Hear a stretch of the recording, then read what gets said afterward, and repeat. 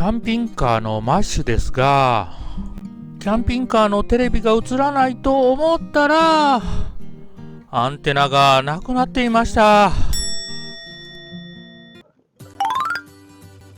おはようございます。相対が改造機の放送です。今日はテレビアンテナの修理についてです。いつなくなったかわかんないんですけれども、アンテナがなくなってしまいました。これからもキャンピングカーの動画を配信していきますので、チャンネル登録お願いします。もうなくなってる以上、これ、新しいものを注文して取り付けるしかないですよね。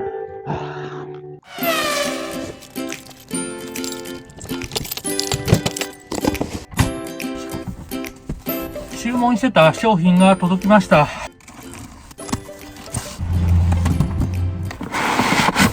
テレビ用のアンテナになります。これが日本語の説明書ですね。位置がアンテナ本体。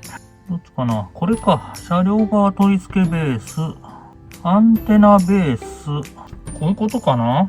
これをつける前に、この同調ケーブルにはめとかなきゃいけないんですね。先に配線を通してから、これを、同調ケーブルをセットして、それで、このアンテナベースを取り付ける感じですかね。この土台の部分はそのまま使えないかとも思ったんですけど、この位置だとケーブルが短くて本体に取り付けできそうにありません。この土台は一旦取り外して付け直すしかなさそうですね。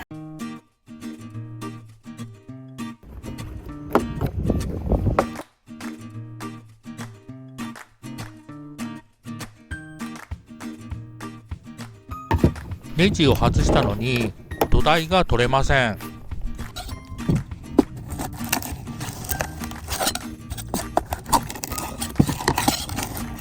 いしょ。上の部品を外すとき、ネジを外したら音がしたと思ったのですが、金具が2個落ちていました。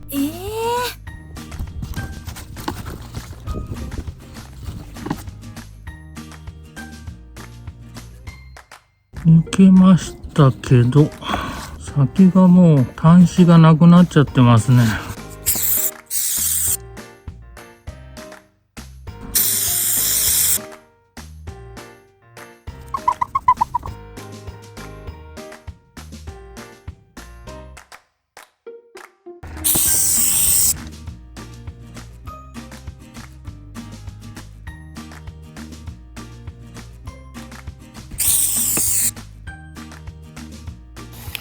FRP 修正用で穴埋めておきたいと思います。その前に少し角を削って密着性を高めておきたいと思います。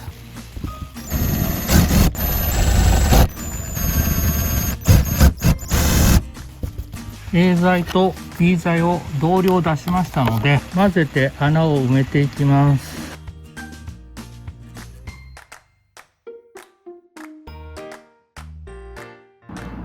よし、山盛りです。こっちが新品のアンテナで、こっちが壊れてしまったというか、唯一残ってた土台の部分です。もうこの辺でもう折れちゃって、もう本体はなくなってる状態でした。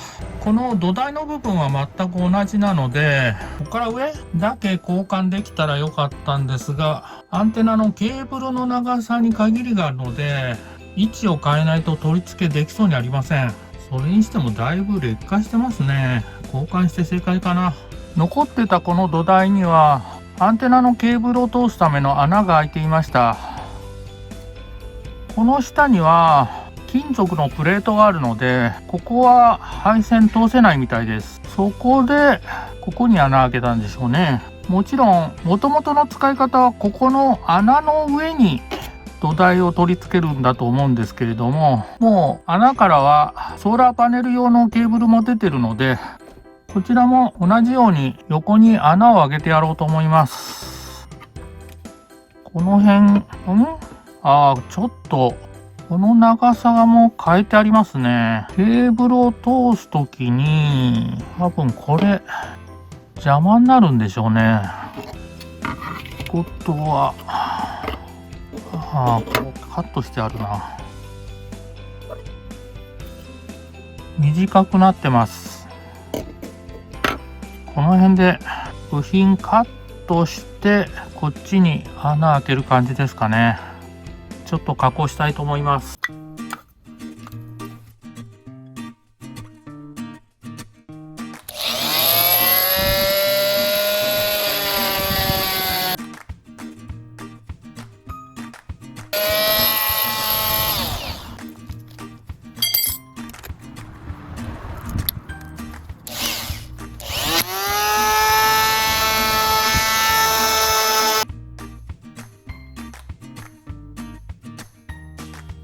この部品取り外すときにネジ外したら、ここネジの金具が入ってたんですけど、ネジ緩めたらポロッと2個落ちました。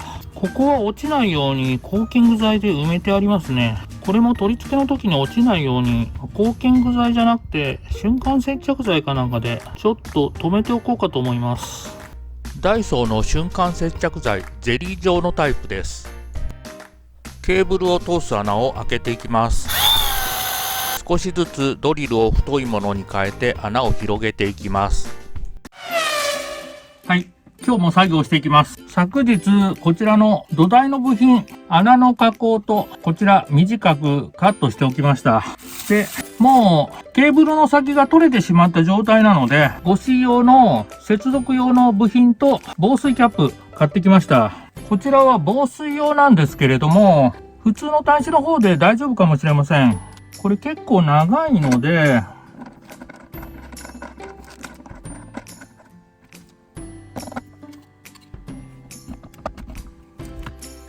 やはり防水用だとせっかくカットしたのに少し出てしまいますので、ここからぐにゅっとケーブル曲げてこの穴通してやらないといけないので、普通の方にして取り付けようかと思います。この内側なのでそこまで防水の部品使わなくても大丈夫かもしれません。まずここにこの端子を取り付けるんですけど、やはりちょっとカットして新しい配線出した方がいい気がしますね。素手でカッターナイフの作業をしておりますが、皆さんは対接双手袋をして作業してください。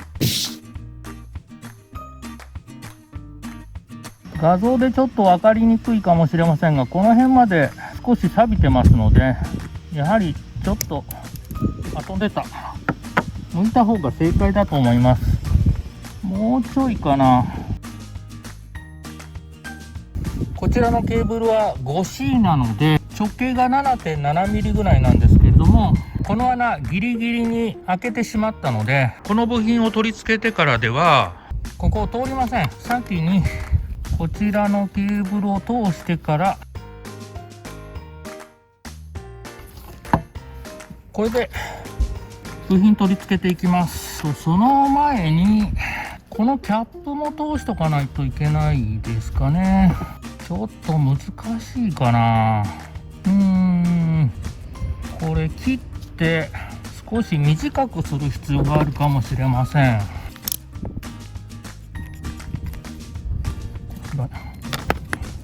このぐらいかな。で大丈夫かな。もうちょっと綺麗に切ればよかったかな。ないよりはいいでしょう。よ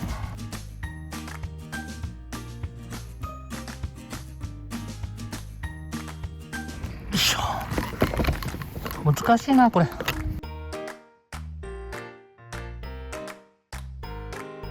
もうちょい。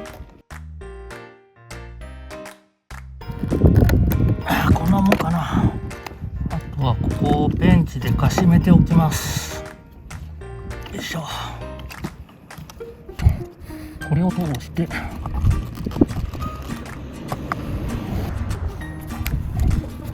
こちらがアンテナの本体です。キャップをはまった。よし。で、あとにこれをどっちだ、こうか。こちらが付属のワッシャーとネジです。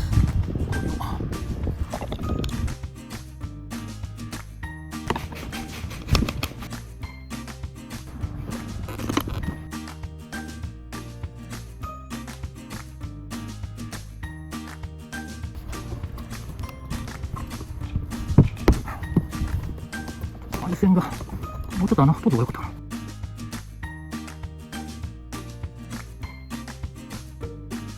やっぱり少し配線が短くなったので、同じ位置には取り付けできないですね。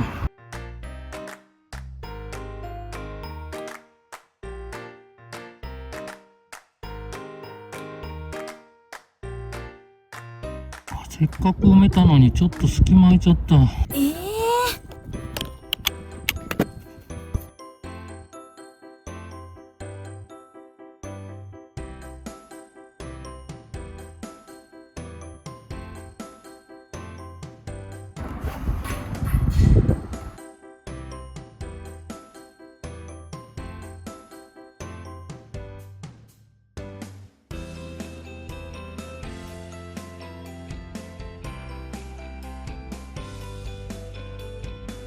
後でこの穴埋めたいので、ちょっとずらしてこの位置に穴開けたいと思います。ネジの先でマスキングテープに印をつけます。よし、これで跡がついたかな。これがもともとついてたネジ、これが付属のネジですけど結構長いです。下穴このくらいだな。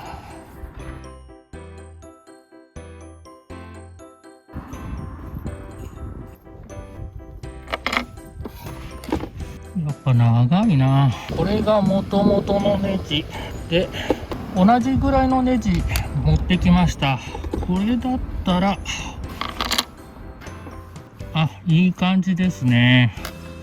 よし、これで取り付けましょう。ネジの先で後つけたところに穴開けていきます。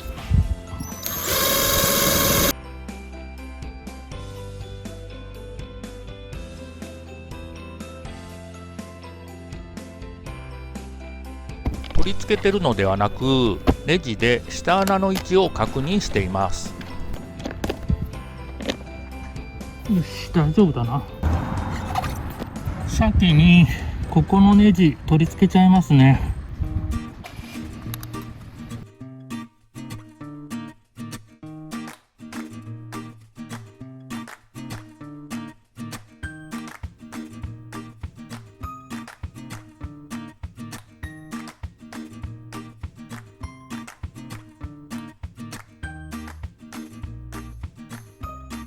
よいしょ。コーキング剤です。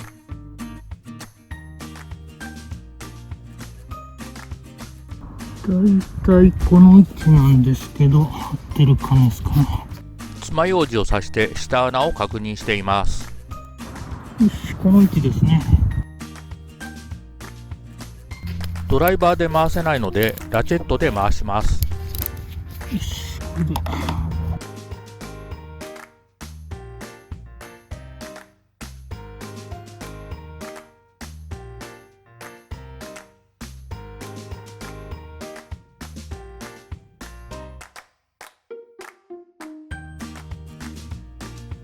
あとねじ込む前にここにも少しコーキング剤を塗っておきます。よし、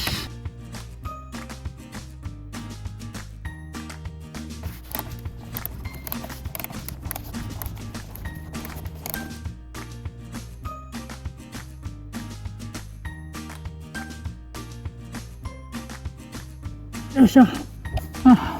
ラチェットでなんとか詰め込みました。ネジの上からもコーキング剤を持っておきます。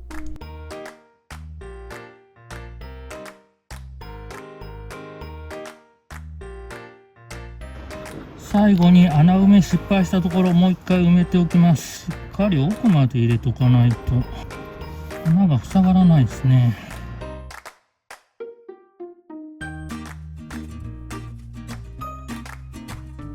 よし、これで大丈夫かな。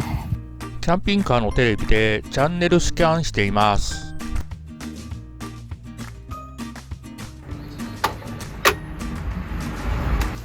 映りますね。アンテナの電源を切ったら、やっぱりアンテナの電源オンで映るんで、アンテナはちゃんと機能してるみたいですね。よかった。はい、今回はアンテナがなくなってしまったので、新しいものに交換しました。